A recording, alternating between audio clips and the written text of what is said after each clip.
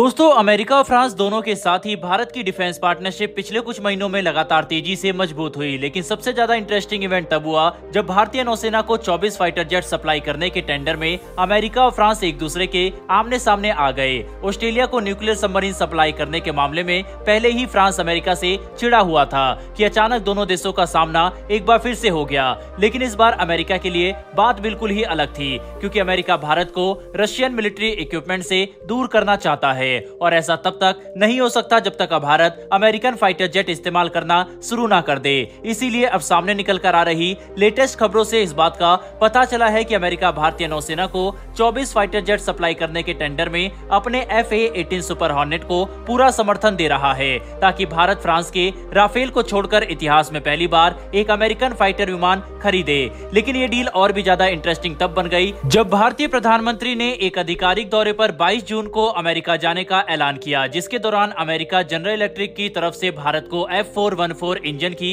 100% transfer of technology और local manufacturing का final approval दे सकता है। लेकिन क्योंकि अभी तक भारत ने अपनी नौसेना को फाइटर जेट सप्लाई करने के टेंडर का विनर अनाउंस नहीं किया, इसीलिए इस बात के कयास लगाए जा रहे हैं कि अमेरिका भारत पर F-18 को चुनने के लिए प्रेशर बना सकता है, और ऐसा करने के लिए वे इंजन डील को बीच में ला सकते हैं, जो फिलहाल भारत के लिए काफी जरूरी है। क्योंकि अगर भारत को F414 इंजन की टेक्नोलॉजी ट्रांसफर और लोकल मैन्युफैक्चरिंग में देरी होती है, तो इससे हमारे दो फ्लैगशिप फाइटर जेट प्रोग्राम तेजस मार्क 2 और एमका की टाइमलाइन में बड़े फेरबदल हो सकते हैं, जो हमारी मौजूदा स्क्वाड्रन स्ट्रेंथ को देखते हुए बिल्कुल भी अच्छा नहीं होगा। इसीलिए भारत पर F-18 को चुनने का काफी प्रेशर है। वहीं पर 22 जून को अमेरिका में मीटिंग के बाद प्रधानमंत्री नरेंद्र मोदी 14 जुलाई को फ्रांस जाएंगे, जहां पर फ्रांस की मिलिट्री परेड में पीएम मोदी को चीफ गेस्ट के तौर पर इन्वाइट किया गया है। और अगर पिछली रिपोर्ट की माने तो इसी मीटिंग के बाद भारतीय नौसेना के फाइटर जेट टेंडर के विजेता का ऐलान कर सकता है, जिस पर पूरी दुनिया की नजर होगी। क्योंकि अगर भारत राफेल को चुनता है तो अमेरिका की तरफ से इंजन टेक्नोलॉजी ट्रांसफर में और भी देरी की जा सकती है, जो भारत के डोमेस्टिक फाइटर जेट प्रोग्राम के लिए बिल्कुल भी अच्छा नहीं होगा।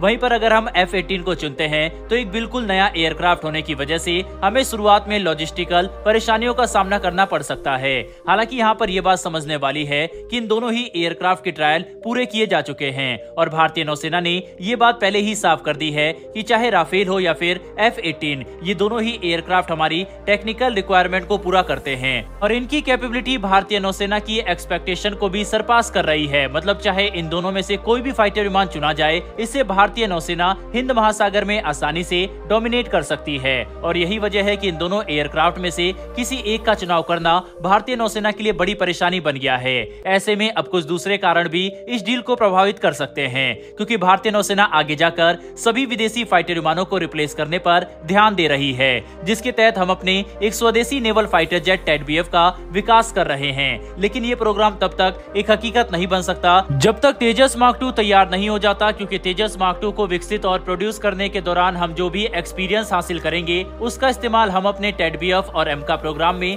करने वाले हैं। ऐसे में फिलहाल F414 इंजन की ट्रांसफर ऑफ टेक्नोलॉजी मिलना भारत के लिए काफी जरूरी है, जिसे अमेरिका भी अच्छे से समझता है, और यही वजह है कि अमेरिका इस डील का इस्तेमाल भारत पर प्रेशर डालने के लिए कर रहा है। वहीं पर कई विशेषज्ञ राफेल के फेवर में इसलिए हैं क्योंकि भारतीय वायुसेना पहले ही 36 ऐसे विमानों का इस्तेमाल कर रही है, और अगर भारतीय नौसेना भी राफेल के साथ आगे बढ़ने का फैसला करती है, तो दोनों फाइटर विमानों में पार्ट कॉमनैलिटी होने की वजह से हमें कई सारी ऐसी लॉजिस्टिक परेशानियों का सामना नहीं करना पड़ेगा, जो शुरुआती दौर में F-18 के साथ आ सकती है। साथ ही पायलटों की ट्रेनिंग और तैनाती के दौरान भी हमें काफी फायदा हो सकता है, क्योंकि भारत के पास राफेल को ऑपरेट करने का एक्सपीरियंस पहले ही मौजूद है। ऐसे में राफेल और F-18 के बीच किसी एक को चुनना सच में काफी ज्यादा कॉम्प्लिकेटेड बन चुका है। कुल मिलाकर समझने की कोशिश करें तो जहां एक तरफ भारत को अपने तेजस मार्क 2 TEDBF और एमका प्रोग्राम के लिए जेट इंजन डील को भी सिक्योर करना है, तो वहीं दूसरी तरफ भारतीय नौसेना के लिए किसी शक्तिशाली फाइटर विमान को चुनना भी